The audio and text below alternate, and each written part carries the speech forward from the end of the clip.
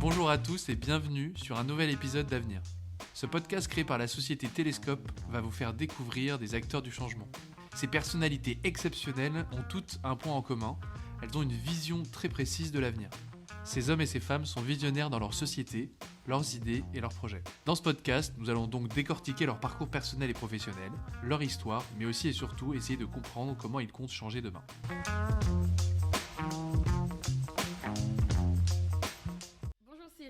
Bonjour Savannah. Merci d'avoir accepté notre invitation. Déjà, pour commencer, comment allez-vous ? Je vais très bien, merci. Super. Alors, donc, on va commencer par le basique. Est-ce que vous pourriez vous présenter en premier lieu ? Alors, je m'appelle Cyril, je suis agent immobilier. Je dirige 5 agences immobilières et d'autres structures liées à l'immobilier. Donc, on est une trentaine de collaborateurs. Notre métier principal, c'est de vendre, louer, gérer les appartements. Et après, je vous expliquerai, on a développé des activités connexes qui sont complémentaires à notre métier. D'accord, super. Alors, donc, du coup, on va faire quelques pas en arrière. Et afin de vous connaître un peu mieux, votre histoire, votre parcours personnel, est-ce que vous pourriez nous parler de votre enfance ? Bien sûr, j'ai grandi à Clamart, dans une banlieue parisienne. D'accord. Où j'ai côtoyé plein de personnes différentes et ça m'a vachement enrichi. Et ensuite, j'ai fait des études à Paris. À partir de 20 ans, et j'ai vite bifurqué dans l'immobilier puisque j'ai eu des connaissances qui faisaient ce métier et ça m'a vachement intéressé. Et une fois que j'ai eu un diplôme correct et que j'ai eu une petite expérience, j'ai commencé à travailler assez jeune. D'accord. Donc vous avez travaillé assez jeune. J'ai vu que vous étiez alternant. Oui, j'ai fait une alternance dans une école. Et j'ai du coup travaillé en parallèle dans une agence immobilière qui était une petite agence de Boulogne-Billancourt dans le 92. C'était pas un réseau, c'était vraiment une petite agence immobilière familiale. D'accord. Et on m'a laissé me débrouiller, donc j'ai vraiment appris à tout faire tout seul. J'étais pas secondé, j'étais pas épaulé par un manager. Et du coup, cette expérience m'a enrichi et j'ai réussi à toucher un peu chaque poste et à apprendre tout seul.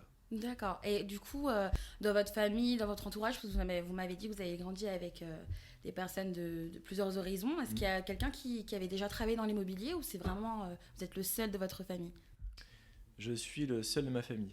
D'accord. Enfin, en tout cas, le premier. Voilà. Le premier. Voilà. Il y avait des personnes autour qui en faisaient, mais par-ci par-là, pas de façon homogène et tous les jours. Et j'étais le premier à me lancer en immobilier parce que ça m'a intéressé.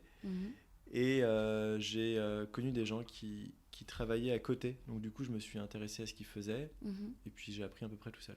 D'accord, c'est super. Et du coup, est-ce que vous pouvez parler un peu plus en détail de vos études ? Est-ce que vous en avez fait ? Et puis, est-ce qu'aujourd'hui, elles vous ont apporté par rapport à ce que vous faites ? Est-ce que c'est totalement en accord avec votre métier actuel ou pas du tout ? Bien sûr. Donc, j'ai eu mon bac, un bac ES. Et ensuite, j'ai fait une école qui est une très bonne école parisienne qui s'appelle l'ESPI, qui est une école spécialisée en immobilier. D'accord. C'est la meilleure de France, mais très dure. Du coup, j'ai pas tenu longtemps. J'ai fait quelques mois, puisque c'est une école qui demande beaucoup de travail à la maison. Et moi, j'avais, pour expérience, j'avais travaillé dans d'autres agences. Et cette école, en revanche, m'a permis d'apprendre plein de choses. L'architecture notamment, pas mal de lois. Mais bon, les lois n'étaient pas forcément en adéquation avec le marché parisien. D'accord. Et j'ai fait plein de connaissances également. En fait, ça m'a permis de m'enrichir parce que j'ai vu plein de gens qui étaient en immobilier de père en fils depuis très longtemps. Des personnes bien placées, pour le coup, que je côtoie encore un peu. D'accord. Et ça a enrichi mon carnet d'adresses, pour le coup. Oui, vous avez créé un réseau du coup grâce à l'école. C'est ça, ouais. C'est une école parisienne qui est vraiment bonne. Et pour le coup, les personnes qui y sont des personnes assez bien placées. Ensuite, quand j'ai arrêté, j'ai dû bosser. Donc, je me suis dit, qu'est-ce que je fais ? Il me fallait un diplôme pour exercer l'immobilier. Et puis même, il fallait un diplôme pour mes parents. J'ai fait une alternance donc, dans une agence immobilière et j'ai passé un BTS spécialisé en immobilier que j'ai eu, voilà, malgré la difficulté en alternance, puisque je travaillais quand même pas mal. Et une fois que je l'ai eu, je me suis lancé dans la vie active. Et est-ce que vous avez eu du mal à trouver cette alternance ou du coup, vu que vous aviez pu connaître des personnes, c'était assez facile, enfin, vous avez pu trouver facilement ? J'ai eu beaucoup de mal à trouver l'alternance parce que je me suis vraiment débrouillé tout seul. J'avais des personnes qu'on me recommandait, mais j'ai essayé de me débrouiller vraiment encore une fois seul. Une fois, j'ai été épaulé et aidé par quelqu'un. Donc ça m'a aidé à passer des entretiens. Mais bon, au bout de 2 mois et demi, j'ai trouvé une personne qui m'a fait confiance et j'ai commencé donc l'alternance dans cette agence. Et vous êtes toujours en contact avec cette personne aujourd'hui? Toujours, oui. Super. Super. Et du coup, vu que vous aviez été alternant, que voilà, de vous-même, vous avez trouvé votre alternance, aujourd'hui, si vous deviez conseiller à un jeune, justement, un étudiant en alternance qui souhaite se professionnaliser dans l'immobilier, qu'est-ce que vous lui conseillerez? Alors, je lui conseille de rechercher une agence qui va vraiment l'intéresser dans son corps de métier, parce qu'il y a plein de manières de faire de l'immobilier à Paris, plein d'agences immobilières, et encore une fois, c'est un long sujet.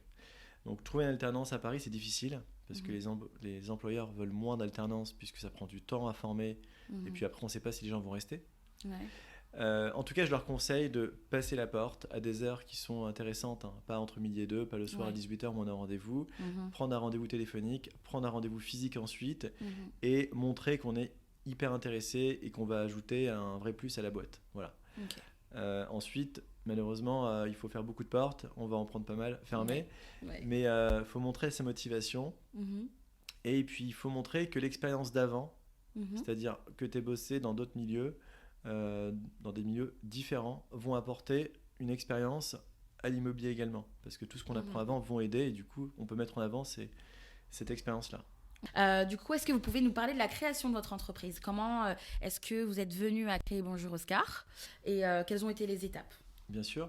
Tout d'abord, on était dans une agence immobilière avec mon associé, on travaille dans une agence parisienne, un groupe immobilier, et on a vu de vie ce qui marchait et ce qui ne marchait pas. Donc on a fait la part des choses, et rapidement, au bout de 3 ans, nos chiffres étaient à la hauteur, le marché était en pleine expansion à Paris, et on s'est dit, il faut qu'on apporte notre touche, parce qu'il y a des choses qui sont à améliorer. D'accord. En plus de ça, on était assez travailleurs, on adorait ça, donc on s'est dit, il faut y aller. Donc on a créé une première agence fin 2012, dans un quartier populaire de Paris, qui est à Ménilmontant, dans le 20e arrondissement. Et Ménilmontant, c'est un marché encore très populaire et très neutre, hein, il ne se passait pas grand-chose. Et ici, on a créé notre première agence qu'on a ouverte officiellement en 2013, sous une enseigne immobilière, parce qu'on a voulu prendre une enseigne qui s'appelait Orpi. Donc Orpi, c'est une coopérative, voilà, donc c'est une agence immobilière. Et on a créé donc cette agence immobilière qui a bien démarré, où on s'est bien entendu, les chiffres étaient à la hauteur, et ensuite d'autres agences ont fleuri au fil du temps. Et pour revenir à Bonjour Oscar, on a quitté cette coopérative en 2018 pour des raisons simples, hein. On voulait une communication plus parisienne, on voulait une formation et un parcours de formation qui était vraiment adapté aux besoins parisiens, et on voulait une image qui ressemblait à nos clients. Donc Bonjour Oscar était beaucoup plus personnel et faisait montrer une boîte beaucoup plus familiale qu'un gros groupe comme Orpi qui plaisait beaucoup moins avec le temps. D'accord. Donc 2013, première agence immobilière, et 2018, première agence, enfin du coup Bonjour Oscar en 2018. D'accord. Et du coup, Bonjour Oscar, comment est-ce que se place le groupe et l'agence aujourd'hui sur le marché? Alors, on se place sur un milieu quasiment haut de gamme, entre milieu et haut de gamme. On veut des services assez pointus, une communication très transparente et vachement à la hauteur. Donc la communication, c'est notre point fort. On a chez nous la chance d'avoir 2 personnes qui bossent à plein temps avec Marc, mon associé, et qui sont tout le temps à l'affût de nouvelles idées, des parcours pour le locataire, des choses qui nous différencient. D'accord. Ensuite, on a la chance aussi d'avoir un programme de formation sur 1 année et demie, donc c'est long, mais les personnes qui ne font pas d'immobilier avant peuvent venir chez nous, apprendre, se former, et surtout apprendre ce qu'on vit tous les jours. Moi, personnellement, quand j'ai fait des études, j'ai appris plein de choses qui ne m'ont pas servi, puisqu'en fait, l'école et le terrain, c'est 2 mondes différents. C'est très différent. Et il y a 10-15% des choses qu'on va utiliser, et le reste qu'on n'utilisera jamais. Donc le parcours de formation, c'est un vrai plus chez nous. Voilà. Mais du coup, c'est super, puisque vous permettez à des personnes qui n'ont jamais eu cette expérience de pouvoir en apprendre. Et en fait, vous ouvrez des portes à des personnes qui, voilà, comme vous, à un moment, étaient en recherche d'expérience, de travail, et qui essayaient de trouver leur voie, en fait. C'est ça. En fait, on a plein de personnes qui nous rejoignent qui ne sont pas issues de l'immobilier. Et on préfère d'ailleurs. pour 2 raisons. C'est qu'on a nos formations qui sont vraiment liées à notre parcours, et en plus de ça, l'expérience des personnes qui vont nous rejoindre vont nous servir.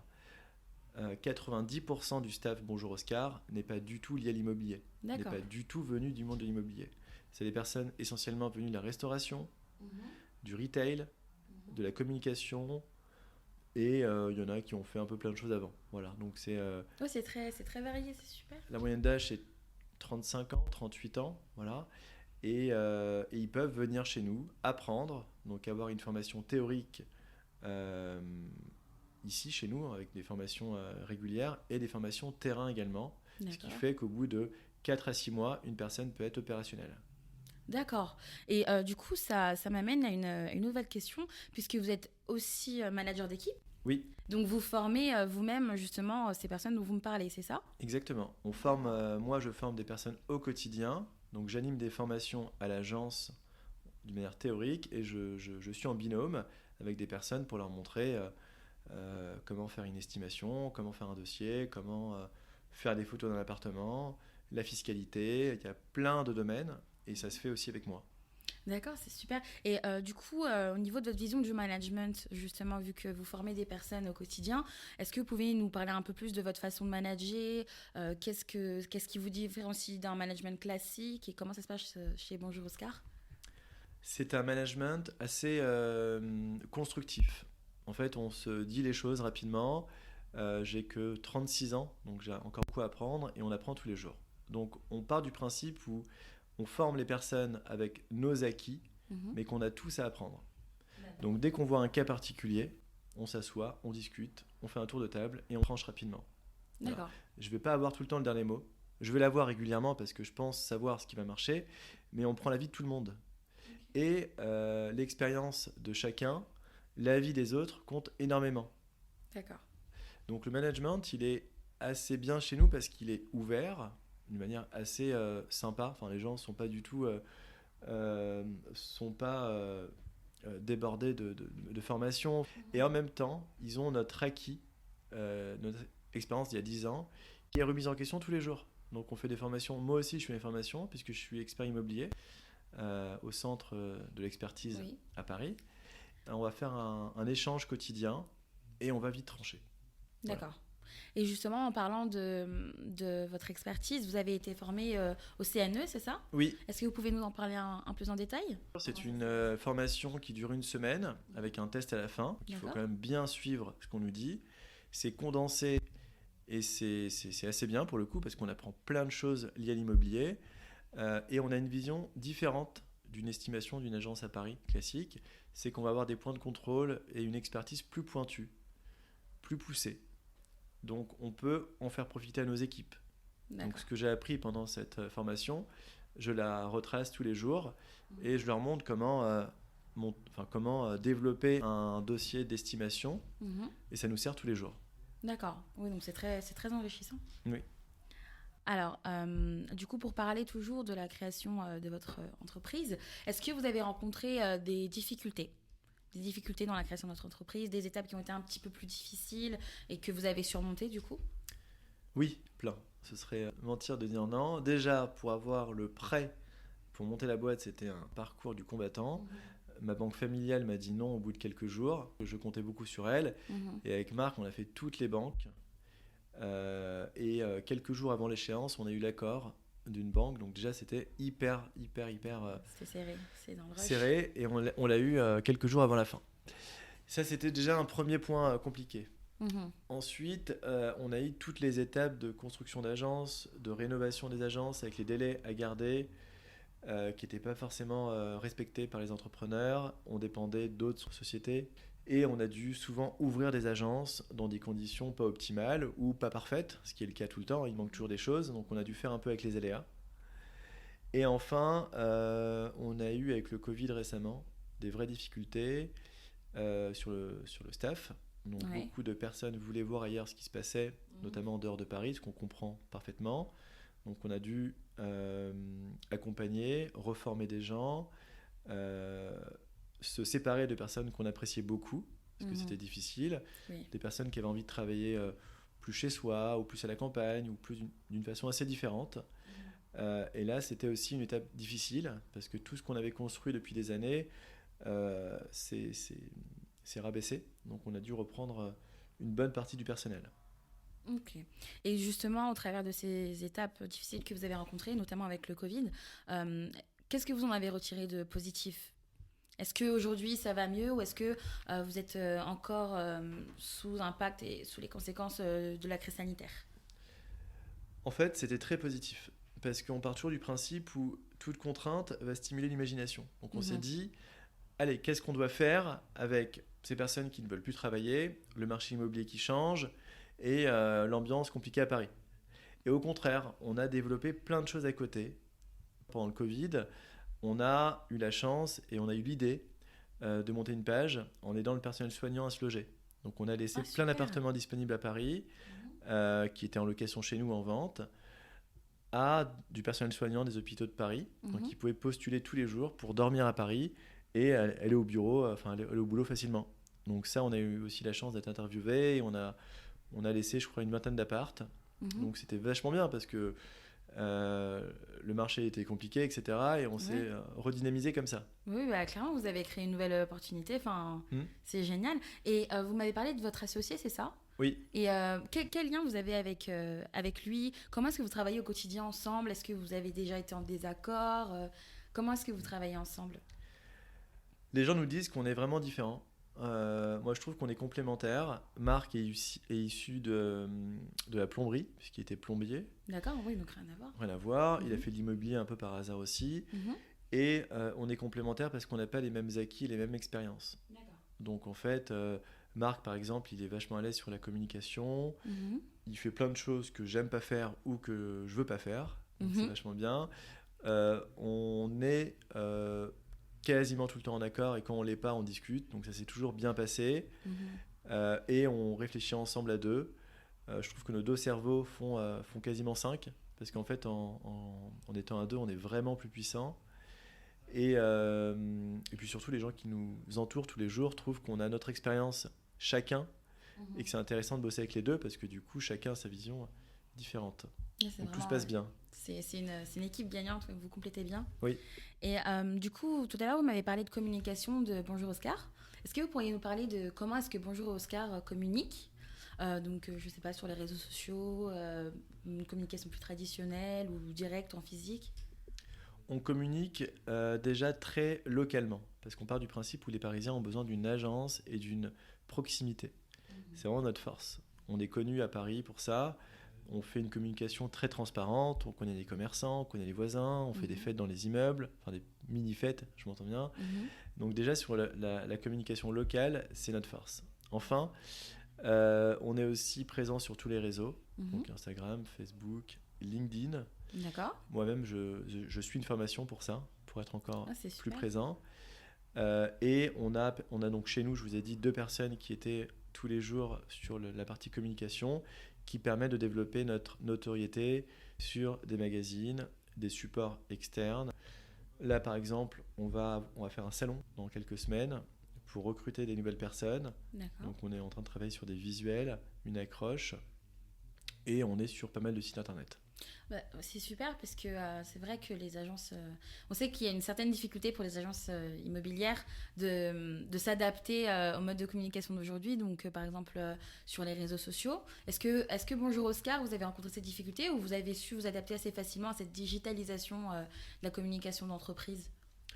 On s'est adapté rapidement puisque avant on était chez Orpi, cette coopérative qui communiquait vraiment globalement sur toute la France. Donc en fait, cette communication nous apportait pas grand-chose pour nous. Aujourd'hui, on s'est vachement adapté puisqu'en fait, on réfléchit au jour le jour et on fait pas ce que tout le monde fait. On se dit qu'est-ce qui va plaire aux Parisiens et qu'est-ce qui va ramener des parts de marché. Donc ce qui est vraiment bien, c'est qu'en fait, tous les jours, on a de nouvelles idées, on réfléchit, on les sort pas finalement, et on fait des tests réguliers qui fait que nos équipes apprécient beaucoup. On se sert de leurs idées, leur expérience, et on s'est vite mis à l'ordre du jour. Enfin, on s'est vite mis dans le tempo parce qu'aujourd'hui, on fait partie des meilleures agences immobilières à Paris sur la communication. Super. Sans dépenser des milliers d'argent sur du Google AdWords ou des choses comme ça. Oui, c'est ça. Parce que c'est vrai qu'aujourd'hui, avec la communication, il y a beaucoup de publicité, beaucoup d'investissements maintenant sur les réseaux sociaux. On va parler un petit peu plus de vous, de votre métier, de vos missions au quotidien. Est-ce que vous pouvez nous décrire une journée type dans votre métier? Il n'y a jamais de journée type. Ça, c'est vraiment l'avantage. En tout cas chez nous. C'est-à-dire que vous n'aurez pas une journée type parfaite tous les jours. On a une base en fait, de travail sur laquelle on s'adapte. Donc un manager, le matin, doit briefer ses équipes pendant un point fixe de 15-20 minutes, reprendre les chiffres de la semaine et les points fixes sur la semaine à venir. Ensuite, on y va. Le matin, c'est beaucoup de prospection terrain, des gardiens, on va voir des personnes qu'on connaît. On va dire que 80% de la journée, c'est de la prospection à Paris. Ceci étant, chez nous, ça se fait d'une manière sympa. On est toujours en binôme, ça peut être dans un café. Vous pouvez prendre un café avec une collègue et jouer au flipper. Si on rencontre 4-5 prospects, on a tout gagné. Okay. Donc voilà, c'est pas une prospection chiante pour tout le monde. On se lève le matin et on kiffe. Ensuite, on déjeune souvent en agence ensemble parce qu'on trouve que c'est important et on prend le temps de prendre une pause. L'après-midi, on fait donc souvent des visites d'appartements, des estimations d'appartements et on fait aussi des petits points entre nous pour donner le bon prix. Donc on réfléchit ensemble autour d'une table et c'est là qu'on crée le dossier de présentation et le dossier d'estimation. D'accord. Le soir, il y a encore de la prospection, mais une prospection encore une fois intelligente. Donc ça peut être du porte-à-porte, ça peut être du phoning, ça peut être aller voir des commerçants pour que la journée se finisse environ à 19h et elle est quasiment complète. D'accord. Et justement, en parlant de prospection, vous avez dit que c'était beaucoup de terrain. Aujourd'hui, on voit qu'il y a beaucoup de prospection qui se fait au téléphone, ou justement grâce aux nouveaux outils avec l'automatisation. Quel est votre point de vue dessus, à votre avis? Est-ce que la prospection de terrain prime sur les autres méthodes de prospection? Pour vous, qu'est-ce qui marche le mieux? Ça dépend du ressenti de la personne. En fait, on ne va jamais l'obliger. On va lui dire qu'est-ce que tu kiffes faire et là où tu es bon. Okay. Voilà. Je pense que celui qui aime faire quelque chose et qui le fait bien, on va le faire à fond. Vous voyez, un joueur de foot qui va tirer au penalty pendant des jours entiers, il va être meilleur que quelqu'un qui fait un peu tout. Donc en fait, on part du principe où la prospection locale, physique, est bonne parce qu'on est connu dans le quartier et ça marche bien. Maintenant, si quelqu'un aime faire plutôt de la prospection téléphonique, du texto, du mail, eh ben on y va. Et on va réfléchir avec un tableau de prospection chaque mois. On va voir ce que les gens aiment faire et ce qui fonctionne. Et ce qui fonctionne, on va le dupliquer. Donc il n'y a pas d'obligation, on n'est pas alarmé. On fait une prospection qu'on appelle intelligente, et on l'adapte à chaque personne. D'accord, donc vous êtes ouvert sur toute méthode de prospection tant que la personne est performante dans son domaine. Voilà, il y a une base qu'on doit respecter et ensuite on l'adapte par rapport à la performance des négociateurs. D'accord. Du coup, donc après avoir décrit votre journée type, moi j'ai une question. Depuis votre enfance, depuis vos études et la création de Bonjour Oscar, est-ce que vous avez retenu un projet professionnel ou personnel qui vous a marqué et qui a fait qu'aujourd'hui, pour vous, vous en êtes là? C'est la première agence immobilière qu'on a créée parce que c'était un lourd projet. On était jeunes. On n'avait pas beaucoup d'argent, donc on a dû faire avec ce qu'on avait. Et en fait, on a appris au quotidien comment monter une boîte. On a appris au quotidien les galères de tout, des entrepreneurs, etc. Et c'est grâce à ça qu'on en a aujourd'hui. C'est-à-dire que c'est l'expérience d'avant où on n'a pas baissé les bras et au contraire, on s'est dit, on y va, il faut y aller, on est dedans, on ne peut pas revenir en arrière. C'est ça qui nous a vachement appris, qui nous a vraiment mis en avant. Et aujourd'hui, on s'en sert beaucoup. Et vous étiez très jeune, vous aviez quel âge sans indiscrétion? On avait 25 ans. Oui, c'est très jeune. 25 ans. D'accord. Enfin, Marc a un an de plus que moi, c'est 26 ans pour lui. Ok, oui, mais en effet, c'était très bien. Du coup, ça fait une forte expérience, en effet, c'était marquant. Pour un peu plus se tourner vers le futur maintenant, on a parlé du projet professionnel qui vous a marqué. Quel projet professionnel ou personnel vous rêveriez de réaliser? Qui est en cours ou bien dans 10 ans, dans 5 ans, dans quelques années que vous souhaiteriez réaliser? Un projet pro ou perso, hein, j'ai rien en tête. Enfin, j'en ai plein en fait des projets. Oui, vous avez plein d'idées Ouais. dans la tête. Bah, un objectif, bah, je sais pas, à court terme, dans peut-être 1 an, 2 ans, que vous aimeriez bien atteindre.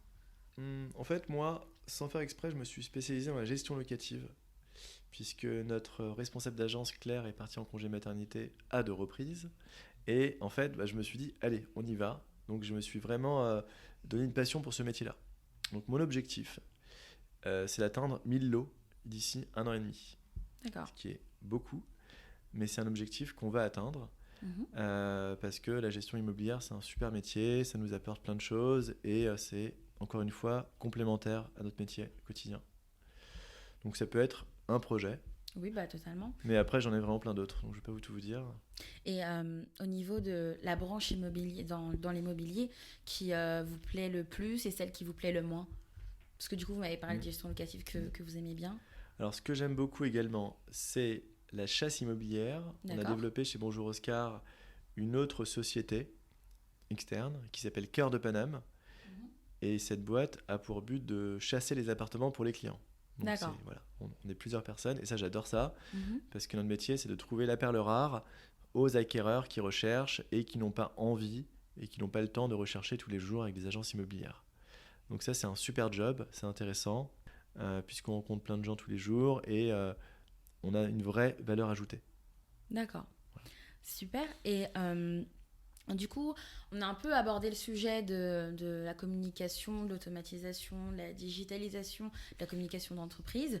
Mais avec vos apports, vous pensez que le futur de l'immobilier ressemblera à quoi dans quelques années? À votre avis, qu'est-ce qui attend le secteur de l'immobilier avec tous les changements qui arrivent, peut-être avec la crise sanitaire, avec l'ère du digital? Comment est-ce que vous voyez l'immobilier de demain? Je pense que déjà, l'agent immobilier devra faire plus de choses et on ne pourra pas dissocier toutes les tâches. C'est-à-dire que le financement sera en agence, les travaux seront en agence, la chasse immobilière sera dans les agences. Donc on va avoir un métier plus condensé. Mhm. Parce que le Parisien, il n'a pas le temps de rechercher, il n'a pas le temps d'aller voir les gens et il veut un service nickel. Donc déjà, je pense que le service va monter en gamme à Paris pour des personnes qui n'ont pas envie de courir partout. Ok.